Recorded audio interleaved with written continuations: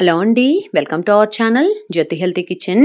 ఈరోజు మన కిచెన్లో మనం రొయ్యల మసాలా కర్రీని థిక్ గ్రేవీతో మంచి టేస్టీగా ఎలా ప్రిపేర్ చేసుకోవాలో చూద్దాము. చాలా టేస్టీగా ఉంటుందండి. ఈ ప్రాసెస్లో ఒక్కసారి చేసి చూడండి. ముందుగా నేను స్టవ్ పైన ఒక ప్యాన్ని పెట్టుకొని ఇందులోకి క్లీన్ చేసి పెట్టుకున్నటువంటి కేజీ పచ్చి రొయ్యల్ని వేసుకుంటున్నాను. ఇక్కడ నేను ఉప్పు పసుపు పెట్టి క్లీన్ చేసుకున్నాను. ఈ రొయ్యల్లో ఎటువంటి ఆయిల్ వేయకుండా ఇలా డ్రైగానే మనం ఫ్రై చేసుకోవాలండి. ఇందులోని వాటర్ అంతా పోయేంత వరకు ఇలా కంటిన్యూస్‌గా తిప్పుకుంటూ ఫ్రై చేసుకున్నట్టయితే సరిపోతుంది. ఒక 4, 5 నిమిషాలు టైం అయితే పడుతుంది. స్టవ్ అనేది మీడియం ఫ్లేమ్‌లో పెట్టుకొని ఈ ప్రాసెస్ అంతా చేసుకోవాలి. ఇలా మనకి డ్రైగా అయిపోయిన తర్వాత స్టవ్ ఆఫ్ చేసుకొని ఈ రొయ్యల్ని పక్కన పెట్టుకుందాము.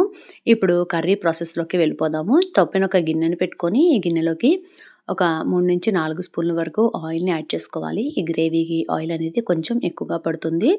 ఇందులోకి ఒక దాల్చిన చెక్క ముక్క, ఒక బిర్యానీ ఆకు, 2, 3 లవంగాలు, ఒక యాలుక్కాయి, అలాగే ఒక అర స్పూన్ వరకు జీలకర్రను వేసుకొని ఇవి ఫ్రై అయిన తర్వాత 2 పచ్చిమిర్చిని కూడా చీలికలుగా కట్ చేసుకొని వేసుకుంటున్నాను. అలాగే కొంచెం కరివేపాకును కూడా వేసుకున్నాను.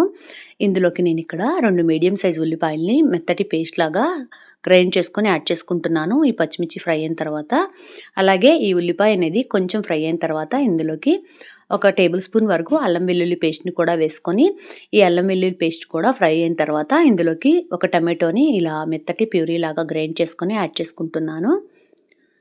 ఇలా ఈ ఆనియన్, టొమాటో, అల్లం వెల్లుల్లి పేస్ట్ అంతా ఫ్రై అయిన తర్వాత ఇందులోకి మిగిలిన మసాలాని యాడ్ చేసుకుంటున్నాను.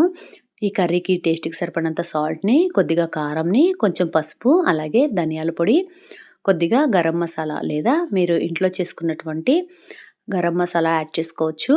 యాడ్ చేసుకొని ఈ మసాలా అంతా ఒక 2 నిమిషాల వరకు ఫ్రై చేసుకొని మనం ముందుగా ఫ్రై చేసి పెట్టుకున్నటువంటి ఈ రొయ్యల్ని కూడా ఈ మసాలా గ్రేవీలోకి వేసుకొని ఒక 3-4 నిమిషాల వరకు ఇలా తిప్పుకొని మూతను పెట్టుకొని మగ్గించుకుందాము. ఇలా చేయటం వల్ల మనకి ఈ రొయ్యలకి మసాలా అంతా పట్టి మంచి టేస్టీగా ఎటువంటి నీసు వాసన లేకుండా కర్రీ అనేది పర్ఫెక్ట్‌గా కుదురుతుంది.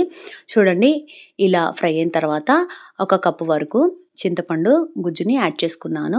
ఒక చిన్న నిమ్మకాయ సైజ్ అంతా చింతపండుని ముందుగానే వాటర్‌లో నానబెట్టుకొని ఈ గుజ్జుని తీసుకున్నట్టయితే సరిపోతుంది.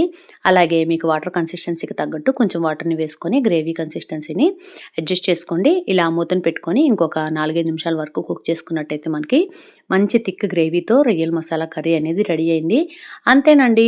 ఈ షార్ట్ వీడియో గనక మీకు నచ్చినట్టయితే తప్పకుండా లైక్ చేయండి.